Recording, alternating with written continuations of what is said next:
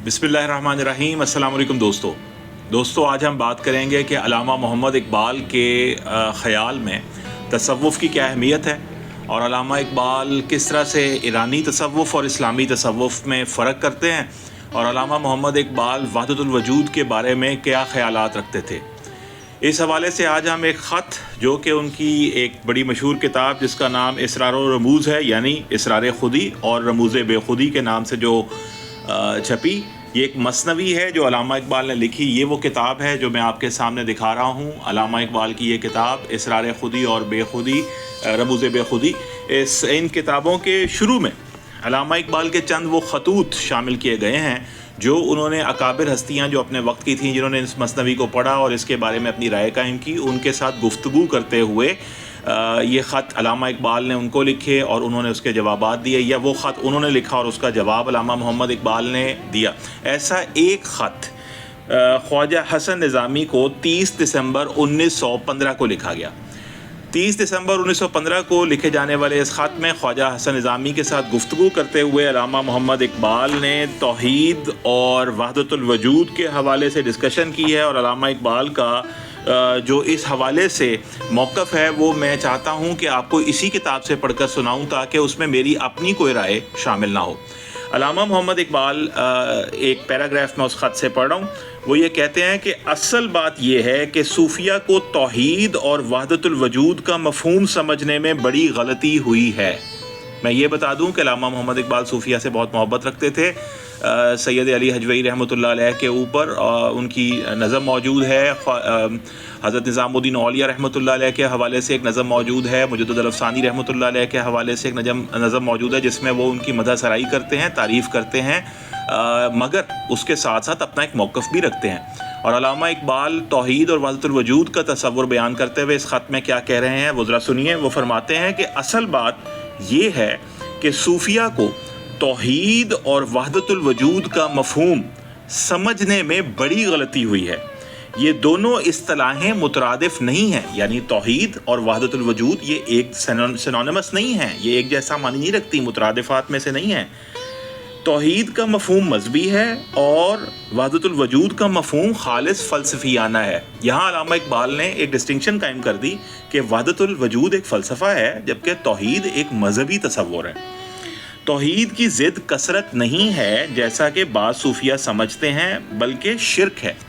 यानी वहदतुल वजूद का तसव्वुर वहदत और कसरत का एक फ़लसफ़ा है कि अगर आप इस कायनात को समझना चाहते हैं तो इस कायनात में कसरत है मखलूक की और उसमें वहदत जो अल्लाह का नूर है, यानी अल्लाह ताला की जो वहदानियत है और अल्लाह ताला की जो सनाई है, खल्क करना जो है, अल्लाह ताला की जो कुदरत है, वो तो हर जगह हमें नज़र आती है।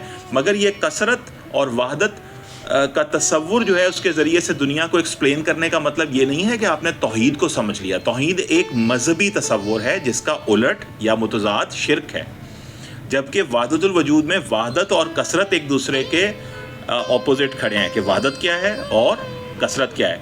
लेकिन तौहीद के तसव्वुर में तौहीद क्या है और शिर्क क्या है। तौहीद एक मज़हबी तसव्वुर है जबकि वहदतुल वजूद एक फ़लसफ़ा है अल्लामा मोहम्मद इकबाल की नज़र में। आगे अल्लामा इकबाल फरमाते हैं, तौहीद की ज़िद कसरत नहीं है जैसे कि बाज़ सूफिया समझते हैं, बल्कि शिर्क है। हाँ, वहदतुल वजूद की ज़िद कसरत है। इस गलती का नतीजा ये हुआ कि जिन लोगों ने वहदतुल वजूद या ज़माना हाल की फ़लसफ़ा यूरोप की इस्तिलाह में तौहीद को साबित किया, वो मुहिद तसव्वुर किए गए, हालांकि उनके साबित करदा मसला का ताल्लुक मज़हब से बिल्कुल ना था बल्कि निज़ाम आलम की हकीकत से था, यानी ये कि इस कायनात का वजूद हकीकी नहीं है। उन्होंने कहा ये जो फ़लसफ़ा वहदतुल वजूद का है इसका तसव्वुर वहदत और कसरत का कंपैरिजन था कि इस कायनात का वजूद हकीकी नहीं है। ये कोई मज़हबी हकीकत नहीं थी, ये कोई मज़हबी कॉन्सेप्ट नहीं था वहदतुल वजूद, ये एक फ़लसफ़ियाना कॉन्सेप्ट था। आगे वो कहते हैं कि इस्लाम की तालीम नहायत साफ़, वाज़े और रोशन है, यानी ये कि इबादत के लायक सिर्फ़ एक ज़ात है, बाकी जो कुछ कसरत आलम में नज़र आती है वो सब की सब मखलूक है।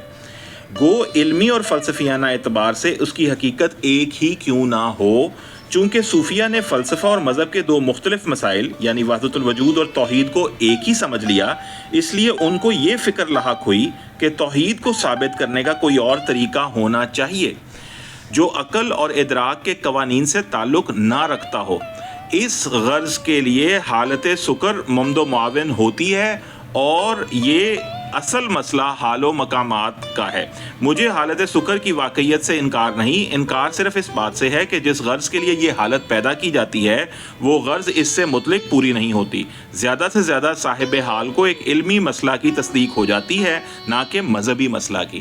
وہ کہتے ہیں کثرت اور وحدت میں سکر کے عالم میں اگر کوئی شخص اس مشاہدے تک پہنچ بھی جاتا ہے تو وہ اصل میں وحدت اور کثرت کے تصور کو سمجھا ہے، اس سے توحید یعنی مذہبی مسئلہ حل نہیں ہوا، وہ علمی مسئلے کی تصدیق ہوئی ہے، نہ کہ مذہبی مسئلے کی۔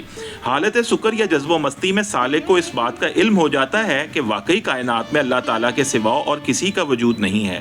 وہ صوفیہ کے اس مشاہدے کی تصدیق کر رہے ہیں کہ واقعی جب وہ اس کو مشاہدہ کرتے ہیں، اس فلسفے کو کہ وحدت کیا ہے اور کثرت کیا ہے، جب وہ اس تصور میں ڈوب کر مشاہدہ کرتے ہیں تو ان کو اس بات کی تو حقیقت پتہ لگ جاتی ہے کہ اس پوری کائنات میں اللہ تعالیٰ کے سوا اور کسی کا وجود نہیں ہے۔ اللہ نور السماوات والارض، وہ ہر جگہ پہ اللہ تعالیٰ کے نور تک پہنچنے کی یا اس تک جانے کی کوشش تو کرتے ہیں، لیکن صوفیہ نے وحدت الوجود کی کیفیت کو محض ایک مقام لکھا ہے، اور شیخ اکبر یعنی محی الدین ابن عربی کے نزدیک یہ انتہائی مقام ہے اور اس سے آگے عدم محض ہے۔ لیکن یہ سوال کسی صوفی کے دل میں پیدا نہیں ہوا کہ آیا یہ مقام حقیقت نفس الامری کو بھی واضح کرتا ہے یا نہیں۔ اکثر حقیقت نفس الامری ہے تو یہ حقیقت وحدت الوجود جو سالک پر طاری ہوتی ہے محض دھوکہ ہے، اور مذہبی یا فلسفیانہ اعتبار سے اس کی کوئی وقت نہیں۔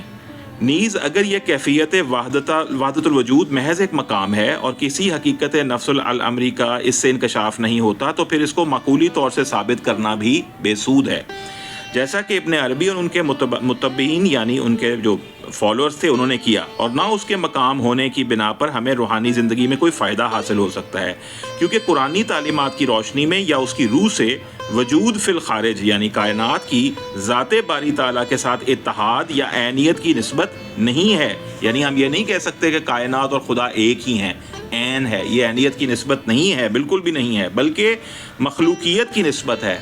عینیت کی نسبت نہیں ہے کہ کائنات اور خدا ایک ہے، بلکہ مخلوقیت کی نسبت ہے۔ علامہ اقبال کہتے ہیں کہ ایک خالق ہے، ایک مخلوق ہے، یعنی خدا خالق ہے اور کائنات مخلوق ہے، اور خالق اور مخلوق کے مابین مغایرات ہوتے ہیں، یعنی غیریت ہوتی ہے۔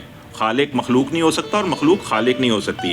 اگر قرآن کی تعلیم یہ ہوتی کہ ذات باری تعالیٰ کثرت نظام عالم میں دائر و سائر ہے تو کیفیت وحدت الوجود کو قلب پر وارد کرنا مذہبی زندگی کے لیے نہایت مفید ہوتا۔ وہ کہتے ہیں کہ اگر اللہ کریم نے یہ کہہ دیا ہوتا کہ کائنات اور خدا میں عینیت ہے، پھر تو وحدت الوجود بڑا مفید ہوتا اس کو زندگی میں وارد کرنا، بلکہ یہ کیفیت مذہبی زندگی کی آخری منزل ہوتی۔ وہ کہتے ہیں اگر خدا کہتے کہ کائنات اور خدا عینیت میں ہیں، عین ہیں، ایک ہی بات ہے، تو پھر تو یہ ایک مذہبی حکم کے طور پہ ہوتا، مذہبی زندگی کی آخری منزل ہوتی، لیکن اگر ایسا ہے نہیں۔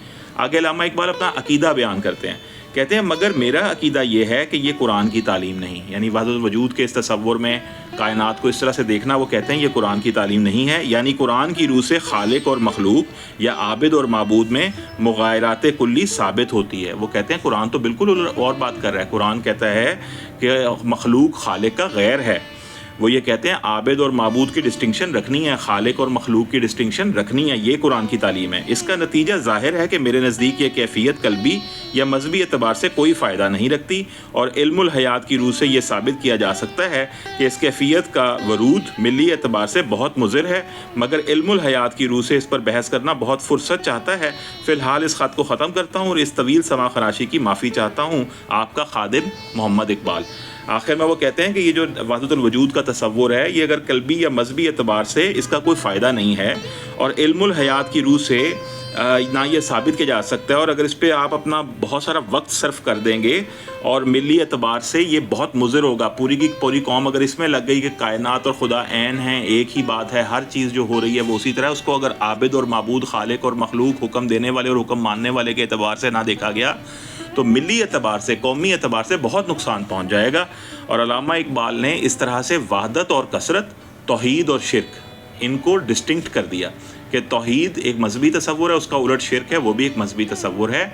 وحدت اور کثرت ایک فلسفیانہ اصطلاحات ہیں، اس پہ آپ غور و فکر کر سکتے ہیں، اس کو ایک تصور کے طور پہ دیکھ سکتے ہیں، کائنات کی تشریح کے لیے ایک فلسفیانہ اصول کے طور پہ دیکھ سکتے ہیں، لیکن اس کے اندر اس کو مذہبی رنگ دے کر اس کو مذہبی تصور کہہ دینا یہ کہیں پر بھی قرآن سے ثابت نہیں ہے۔ اور علامہ اقبال نے اپنے اس خط میں جو 1915 میں انہوں نے خواجہ حسن نظامی کو لکھا تھا اس میں یہ تمام باتیں درج کی ہیں۔